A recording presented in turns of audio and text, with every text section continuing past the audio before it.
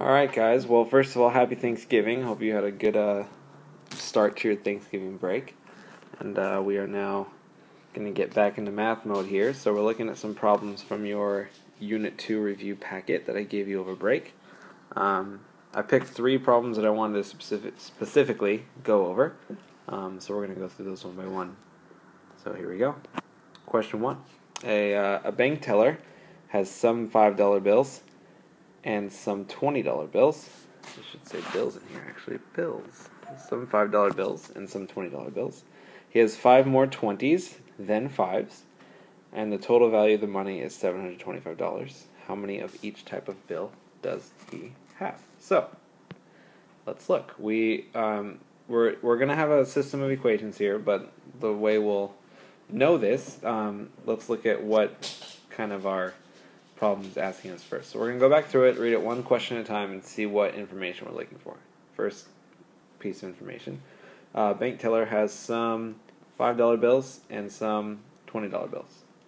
And if you notice, the question is asking is, how many of each type of bill does he have? So that's the variables that we're looking for. We're looking for the number, let's call it X, the number of 5s. This is shorthand here, the number of $5 bills. When I put the 5 with a line through it, the number of $5 bills. And we also have the number of $20 bills, which we can call Y. If you want to call these different variables, you can. It doesn't have to be X and Y, right? They just represent that number. And if you recall, we're looking for really 2 types of equations here. So the first type of equation, we can call equation 1, is just going to be specifically the number of bills, so some sort of equation relating the number of bills.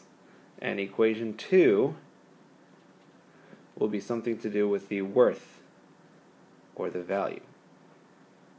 So let's first look at equation 1, see what we can get from that. So let's keep reading.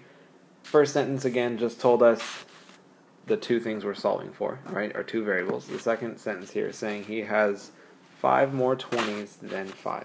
So that's a key piece of information. So let's just make just kind of food for thought. You don't have to actually make the chart, but you should automatically start going through this process. If he has 5 more 20s than 5, so let's say he has one $5 bill. If he has 5 more $20 bills, then he would have 6 20s, right? Because you just simply add 5, right? So you add 5 to get from one to the other.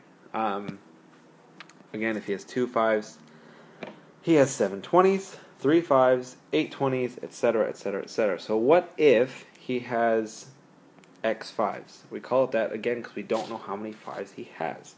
Well, each of these columns, as I mentioned, we're simply just adding 5. 2 plus 5 is 7. 3 plus 5 is 8. So here we're just going to have X plus 5. Well, we can't come up with a new letter for that because it's already called Y. So don't try to make up another letter. Just simplify it as X plus 5, right? If he has X $5 bills, then he would have X plus 5 $20 bills. So we come up with an equation here. The reason I really wanted to go through this one is that what I have highlighted here, the 5 more 20s than 5s, gives you an equation. It's different than the ones we've seen where they say, like, for example, there are 30 bills in total. Then it would just be X plus Y equals 30.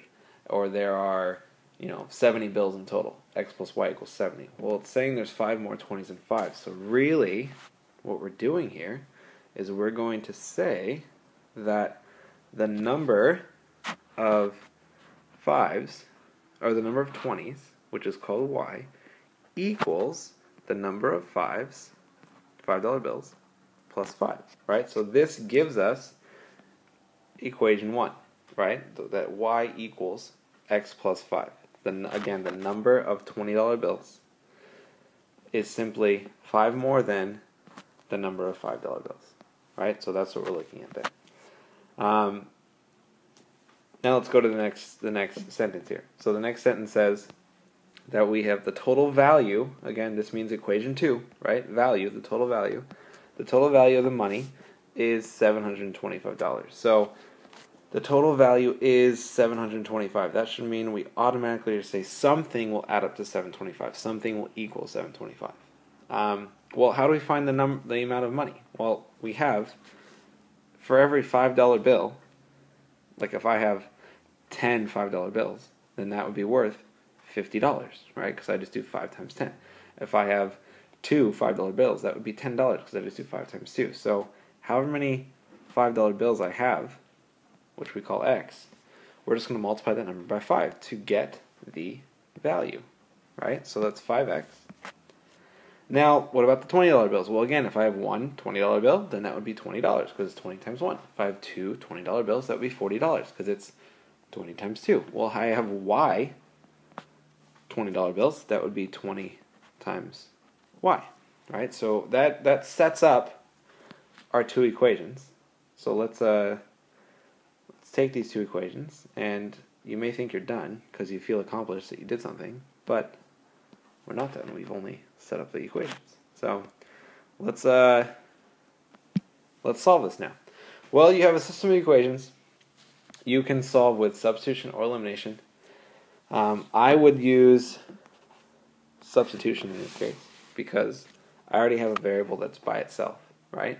And so when I have a variable that's by itself, I can substitute whatever this variable equals. This should be some review for you guys. Whatever the variable equals, we can substitute in place of the variable in the other equation. So I'm going to replace the y, right? There's a y right there as well. I'm going to replace that with x plus 5. So my new equation will look like this. It'll be 5x plus 20.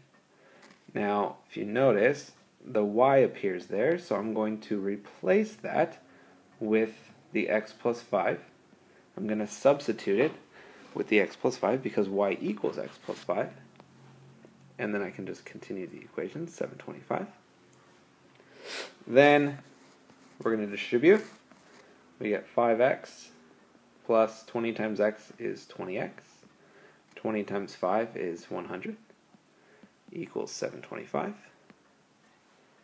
And we can combine like terms here. Let's change colors here. We can combine like terms. 5x plus 20x is 25x. And plus 100 equals 725. Subtract 100 from both sides. And you get 25x equals 625. I'm running out of space here. Hold on one second. 25x equals 625. Next step would be to divide both sides by 25. And you should get x equals 25, which again, we have to think about what this means. X represents what? The number of $5 bills, right? So we say that there are 25 $5 bills. Well, we also know that we are going to be looking for both. It says to find the value of x and y. Well, if x is 25, and we know if you look up here, right? So if we're paying attention there, if x equals 25, and y is simply 5 more than x, we're going to substitute back in there. So we can substitute back up here. Get y equals 25 plus 5, which is 30. So we end up with y equals 30. Now if you want to quickly check your answer here, let me clear out some space for this problem. If you want to check your answer, x equals 25, y equals 30. So again, this is our answer. X equals 25, y equals 30. Let's see how much money that's worth. Well, 25 $5 bills would be, again, 25 times 5, which is $125, right? And 30 $20 bills would be 30 times 20, which is $600. And those values should add up to 725. Which they do, which means it worked. So it doesn't take long to check your answer. You're just simply checking the amount of money, and you should be good to go from there. All right, let's look at one more question here, and then I'll put up a video 2 for the third question. So one more question here. Solve the system with substitution or elimination. We briefly touched on this on the last example. You should be able to say why you're using substitution elimination. So I would use substitution in this case, because I see two scenarios, in fact, where a variable is isolated. It's by itself. It has a coefficient of 1. There's no other terms on its side. So I can substitute fairly quickly, which is good. So let's say I'm taking this y value, and whatever it equals, so I'll put all of this in parentheses, it equals all this, that is going to substitute the other y value. Right? So I'm going to replace the other y value with 3 over 4x minus 1 equals, now what, they'll just finish the rest of this equation, right? So equals 1/2 x plus 1. Now, some of you, again, are allergic to fractions, so you are automatically, freaking out, short of breath, maybe break out into hives, something dramatic. So we're going to clear the fractions to make this a little simpler. So if you notice, I have two denominators. I have a 4 and a 2. So I'm looking for the least common denominator, which hopefully you realize pretty quickly is 4. And what I'm going to do with that is I'm going to multiply every term by 4.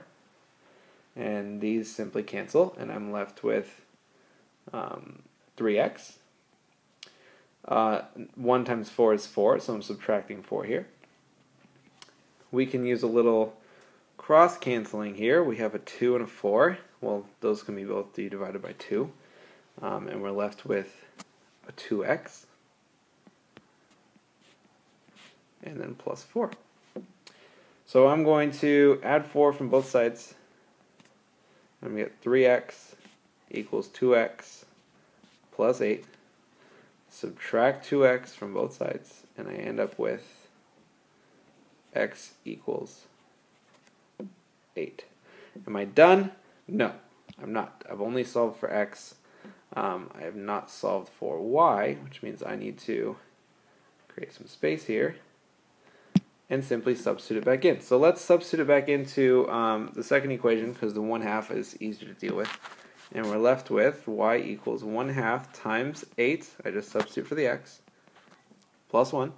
And 1/2 times 8 is 4, plus 1, which is 5. And again, since these are two linear equations, I need to write my answer, or we need to interpret the answer as it's the intersection of these two lines, right? We have a line here, and we have a line here, and those two lines are going to intersect at a point. And these two values here give us the coordinates of that point. So my solution would be 8, 5. And that would be your answer. Okay, so that's 2. I'm going to put up one more video in a moment because I have a 15-minute time limit, and I'm at 13 already. So I'll put up another video for question 3. It'll be 5 minutes or so. And any other questions you may have, or even further questions about these, you can either comment or put on the Facebook page, or ask them in class come Monday. All right? See ya.